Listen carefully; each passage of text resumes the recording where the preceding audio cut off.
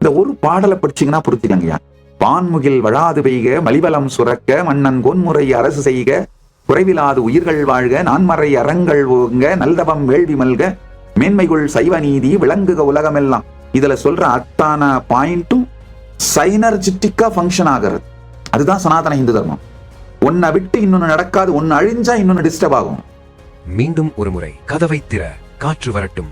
பகவான் ஸ்ரீ நித்யானந்த பரமசிவம் அருளும் சிறப்பு நீரலை சத்சங்கம். நான்மறை அறங்கள் ஓங்காம டிஸ்டர்ப் ஆச்சுன்னா அது மன்னன் கோன்முறை அரசு செய்வதிலே குறையாக மாறும். அது வான்முகில் வழாது பெய்வதில பிரச்சனையா மாறும். நல்லா புரிஞ்சுக்கோங்க. ஒன்றோடு ஒன்று நெருக்கமாக தொடர்புடையது இது அத்தனையும்.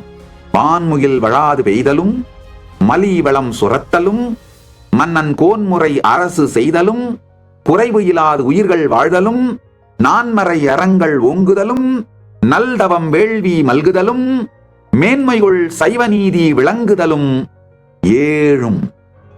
இதுல இந்த நல் தவத்தையும் வேள்வியை ஒன்னொன்னா பிரிச்சுட்டோம்னா எட்டும் ஒன்றோடு ஒன்று நெருக்கமான தொடர்புடைய சைனர்ஜிட்டிக்கா இயங்கக்கூடிய வட்டம், வர்ச்சுவஸ் சர்க்கிள்.